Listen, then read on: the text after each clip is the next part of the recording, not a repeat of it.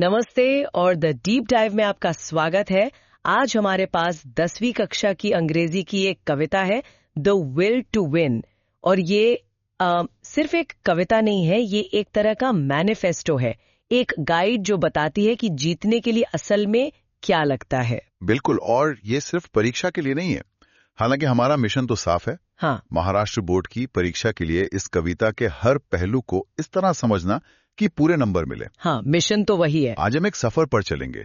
हम कभी Burton Braille के मतलब उनके दिमाग में उतरेंगे, उनके शब्दों की परतों को खोलेंगे और अंत में वो कोड क्रैक करेंगे जिससे एप्रिसिएशन का जवाब एकदम परफेक्ट हो। तो चलिए इस कविता के दिल में उतरते हैं। चलिए शुरू करते हैं। तो सबसे पहले ये बर्टन ब्रेली है कौन?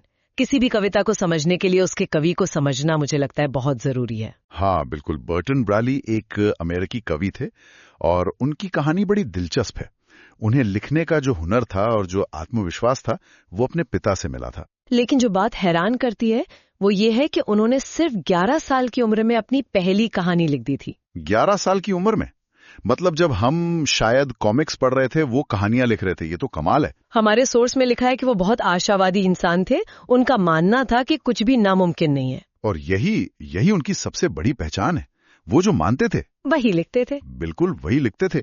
उनकी 4000 से ज्यादा कविताएं सिर्फ शब्द नहीं है, वो उनके आशावाद का सबूत है। और द विल टू विन तो जैसे उनके जीवन के पूरे दर्शन का निचोड़ है। ये कविता उनकी आवाज है जो कह रही है, हाँ तुम कर सकते हो। तो इसी सोच के साथ कविता के केंद्रीय भाव, इसके सेंट्रल आइडिया को पकड़ने की कोशिश करते हैं। ये कविता असल में कहना क्या चाहती है? देखिए, इसका सेंट्रल आइडिया तो इसके शीर्षक में ही छिपा है, द विल टू विन, यानी जीतने की इच्छा शक्ति। लेकिन यहाँ एक पेच है। ब्रैडले सिर्फ इच्छा की बात नहीं कर रहे, वो एक जिद की बात कर रहे हैं। एक जुनून की। हाँ, एक जुनून की बात कर रहे हैं। वो कह रहे हैं कि अगर तुम किसी चीज को सच में पाना चाहते हो तो उसके लिए तुम्हें किसी भी हद तक जाने को तैयार रहना होगा। दिलचस्प बात यह है कि ब्रैडले ये कविता लगभग 100 साल पहले लिख रहे थे, लेकिन ये आज की हसल कल्चर का मैनिफेस्टो जैसा लगता है। ये बहुत अच्छा पॉइंट है। वो जो work day and night for it की बात कर रहे हैं, वो आज की किसी स्टार्टअप फाउंडर या ओलंपिक एथलीट की कहानी है। ये सिर्फ सफलता का मंत्र नहीं, बल्कि एक तरह से जुनून की कीमत भी बता रहा है। बिल्कुल सही। ये कविता उस जुनून और समर्पण की आग के बारे में है जो किसी भी लक्ष्य को हासिल करने के लिए जलनी ही चाहिए। चलिए इसी आग को महसूस करते हुए कविता के पंक्तियों में उतरते हैं। जी। पहले स्टैंजा से शुरू करते हैं। If you want a thing bad enough to go out and fight for it, work day and night for it, give up your time and your peace and your sleep for it. इन पहली 4 लाइनों में ही कवि ने पूरी नींव रख दी है। Want a thing bad enough. यहां बैड इनफ का मतलब है बहुत ज्यादा, इतनी ज्यादा कि वो आपकी जरूरत बन जाए। और अगर इच्छा इतनी तीव्र है तो आप बैठ के इंतजार नहीं कर सकते, आपको गो out and fight for it, बाहर निकलकर लड़ना होगा। और ये लड़ाई सिर्फ दुनिया से नहीं, खुद से भी है। Give up your time and your peace and your sleep for it. अपना समय, अपनी शांति, अपनी नींद तक कुर्बान कर देना। ये सुनकर थोड़ा डर भी लगता है। क्या ये जुनून की हद पार करके मतलब एक तरह का ऑब्सेशन नहीं बन जाता? ये एक बहुत जरूरी सवाल है और शायद ब्राली यही कहना चाहते हैं कि महान सफलता के लिए जुनून और ऑब्सेशन के बीच की जो रेखा है वो बहुत धुंधली हो जाती है। वो एक ऐसी अवस्था की बात कर रहे हैं जहां आपका लक्ष्य ही आपकी शांति और आपकी नींद बन जाता है। ये हर किसी के लिए नहीं है, ये उन लोगों के लिए है जो कुछ असाधारण हासिल करना चाहते हैं। ठीक है, इस नजरिए से देखें तो बात समझ में आती है।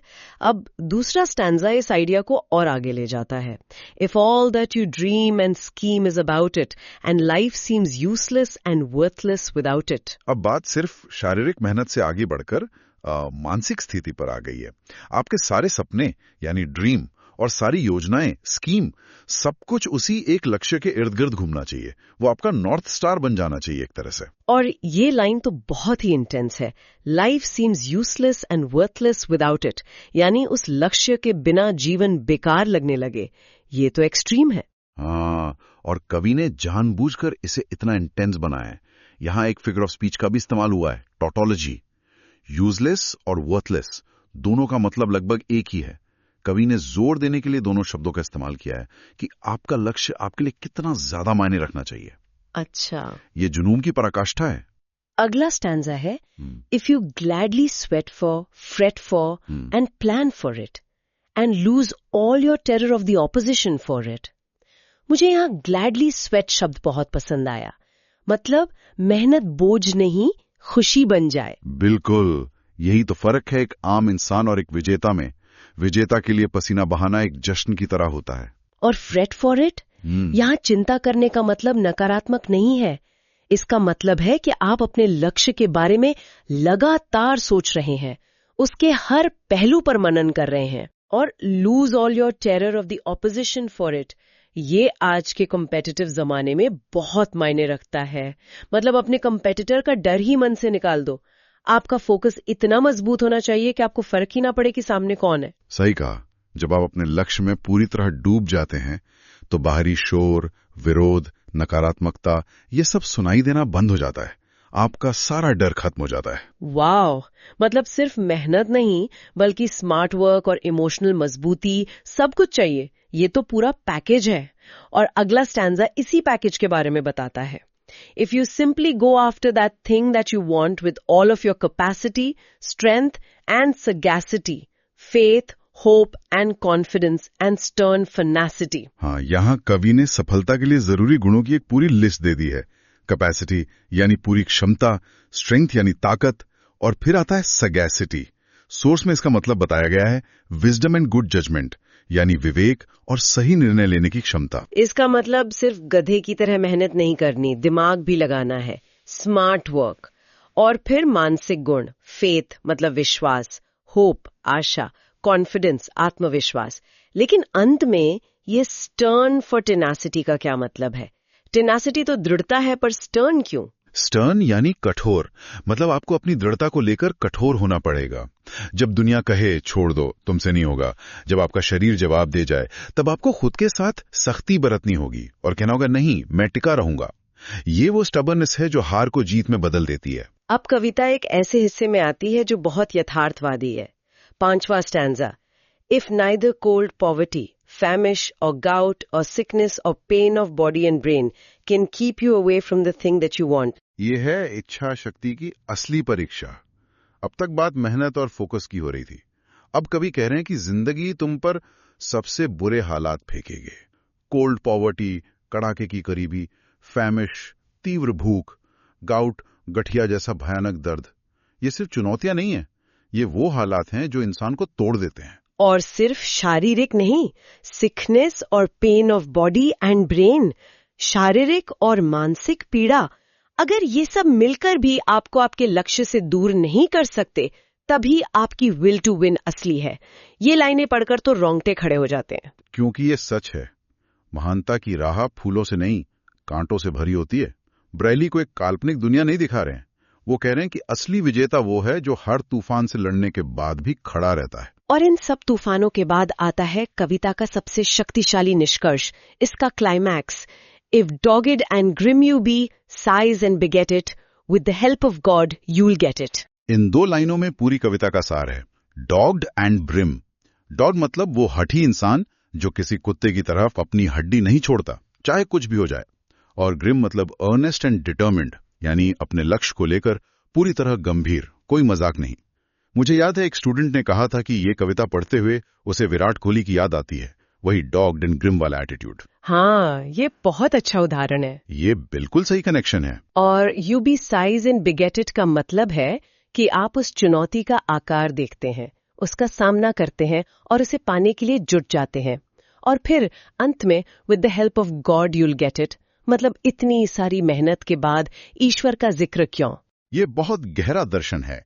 ब्रायली कह रहे हैं कि आप अपना 100% दीजिए, अपनी इंसानियत की हर सीमा को पार कर दीजिए, और जब आप सब कुछ कर चुके होंगे तब ब्रह्मांड या दैवी शक्ति भी आपकी मदद करेगी। ये कर्म का सिद्धांत है। ईश्वर भी उसी की मदद करता है जो अपनी मदद खुद करता है। ये मेहनत पर भरोसे को और मजबूत करता है, उसे कमजोर नहीं करता। इन पंक्तियों में जो ताकत है वो सिर्फ इनके मतलब में नहीं बल्कि इनके लिखने के अंदाज में भी है। ब्रैडली ने कुछ खास तकनीकों का इस्तेमाल किया है ना। परीक्षा के लिए ये फिगर्स ऑफ स्पीच और राइम स्कीम समझना बहुत जरूरी है। हाँ, और ये हिस्सा एप्रिसिएशन लिखने के लिए सबसे ज्यादा जरूरी है। सबसे पहले बात करते हैं राइम स्कीम की। अगर आप ध्यान दें तो लाइनों के अंत में कोई तुकबंदी नहीं है। इनफ, इट, फॉर इट ये राइम नहीं करते। ऐसी कविता को फ्री वर्स यानी मुक्त छंद कहते हैं। लेकिन फ्री वर्स क्यों? कोई तुकबंदी क्यों नहीं? क्या इससे कविता कमजोर नहीं होती? इसके विपरीत, इससे कविता और ज्यादा शक्तिशाली हो जाती है।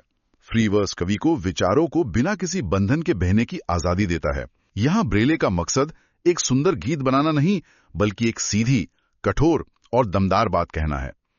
फ्री वर्स उस संदेश को और ज्यादा प्रभावी बनाता है। ये तो बहुत दिलचस्प है। और फिगर्स ऑफ स्पीच यानी अलंकार? सबसे प्रमुख अलंकार है रेपिटेशन यानी पुनरावृत्ति। फॉर इट वाक्यांश इतनी बार दोहराया गया है कि वो एक मंत्र की तरह लगने लगता है। ऐसा लगता है जैसे कवि हथौड़े से एक ही कील ठोक रहे हैं, ताकि वो पाठक के दिमाग में बैठ जाए। लक्ष्य, लक्ष्य और सिर्फ लक्ष्य। और कौन से अलंकार हैं? एक है अलिटरेशन, अनुप्रास, जहां एक ही व्यंजन ध्वनि दोहराई जाती है, जैसे बॉडी एंड ब्रेन में ब की ध्वनि। ये पढ़ने में एक लय पैदा करती है। एक टॉटोलॉजी है जिसकी बात हमने की यूजलेस एंड वर्थलेस में। और पूरी कविता अपने आप में क्लाइमैक्स यानी भावोत्कर्ष का एक शानदार उदाहरण है। क्लाइमैक्स कैसे? देखिए, कविता कैसे धीरे धीरे अपनी तीव्रता बढ़ाती है। ये एक सामान्य इच्छा से शुरू होती है, फिर मेहनत पर जाती है, फिर त्याग, फिर मानसिक फोकस, फिर हर बाधा को पार करने की हिम्मत और अंत में ईश्वर की मदद से जीत तक पहुंचती है। ये एक पहाड़ पर चढ़ने जैसा है, जहां हर अगला कदम पिछले से ज्यादा मुश्किल और ज्यादा ऊंचा है। ठीक है, तो हमने पूरी कविता को चीर फाड़ कर देख लिया है। अब उस सवाल पर आते हैं जो हर स्टूडेंट के मन में है। परीक्षा में अप्रिसिएशन कैसे लिखें ताकि पूरे नंबर मिले?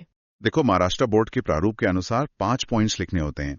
चलो उन्हें एक एक करके तोड़ते हैं। ये बहुत आसान है। पहला, title. The title of the poem is the will to win, सीधा 1 नंबर। दूसरा, poet. The poem is written by the famous American poet Berton Braley. तीसरा, rhyme scheme. The poem is written in free verse, there is no specific rhyme scheme. चौथा है figure of speech. यहां कोई भी एक अलंकार उदाहरण के साथ लिख दो। सबसे आसान है रेपिटेशन।